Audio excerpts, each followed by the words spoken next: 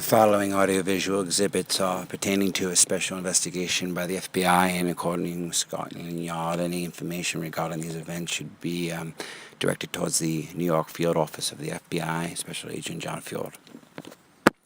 Yes, this is Neil Van Alten on Scottsdale reporting for the BBC. It turns out that early preliminary reports have 18 recently graduated students from Chomsky University found at the site of a graduation party the morning after apparently the revelry began. The 18 bodies were found extremely in an extremely degraded state, beyond recognition, burned beyond recognition.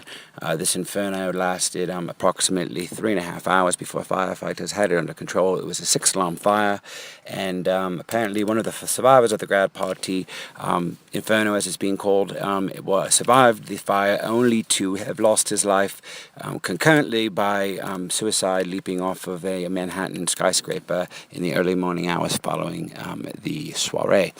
A memorial for the 18 families of the grad party, of those lost in the grad party, Inferno, has been held. Tonight, NBC premiered the first episode of the series, Grad Party, which is an edited version of the 9 hours of footage which was acquired during the party. And recent web trends have released the statistics that today on Google, Grad Party was the top Google search in all worldwide searches. A bit of a twist today in the ongoing saga of the grad party. It turns out the dental records of some of the dead individuals have not correlated to their dental records. It's uncertain now what this means.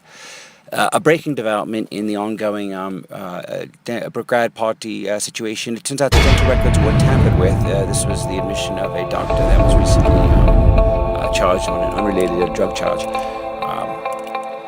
The grad party after the final exams, graduation day was held for this small online university called Chomsky University. On day 9 was the graduation party held in the Westchester County of New York State, about 20 minutes outside of the city of Manhattan, or the borough of Manhattan rather. The day after the party, or the morning of, a 6-alarm fire erupted, and it took approximately 3.5 hours to put out the raging inferno. On day 33, FedEx was sent to the Creative Artists Agency, a Hollywood agency, which was sent footage from an anonymous source, apparently, which revealed footage of the last hours of the graduates. On June 3rd, 2012, the night of the party occurred. Following is some footage from exhibit mailed to the agent. I believe his name is Bobby. On record here, it seems to be Bobby Lee of the Creative Artists Agency, who apparently has licensed the footage to Comcast, NBC Universal for broadcast. MSNBC is reporting that one of the victims' father is a South Carolina senator, and he has personally asked the FBI to investigate this. It's uncertain whether arson is at play, although the Westchester Fire Chief has ruled, in fact, that arson is suspected. But it turns out that the father of one of the victims, a South Carolina senator, an incumbent of 33 terms, is ordering an investigation. It's uncertain if it's been a suicide pact, a homicide, or a suicide. The national media here in the United States has actually picked up the story a couple of days after the New York press has covered it extensively. And the funerals today were held on the 7th of June, and a memorial service for all the victims was held, where the president of the university, Abraham Chomsky, the brother of the linguist Noam Chomsky, spoke to the families of the victims, as well as the few surviving members who headed up the party early.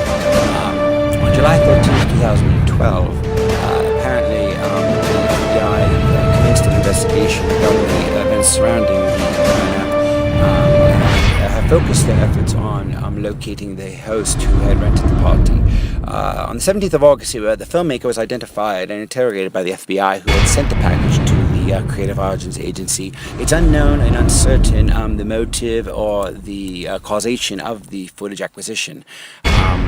29th of July, apparently there was an auction held by Creative Arts Agency for the video rights, the licensing for the national syndication and for the distribution of the admittedly macabre footage of their last hours alive of these young graduates who died only a few hours after the footage was filmed.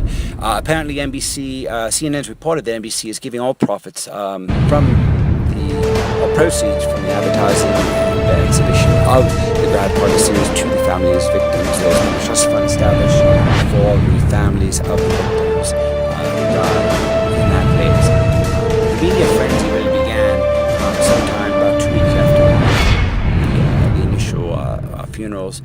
New footage has been sent, and apparently in a breaking story, to the Washington, D.C. FBI field office that sheds new light on the origin of the footage sent to the Creative Arts Agency 2 months earlier. On the 21st of August, the TV series trailer was released by NBC, which reveals some of the scenes of the upcoming series. And the truth was leaked today. Inadvertently, intentionally, we are not sure. It is very preliminary, but apparently the shit has hit the flat screen, so to speak. Because at this moment right now, both CAA and Comcast, NBC Universal are in damage control. This is an FBI notice and intention from Scotland Yard and the Federal Bureau of Investigation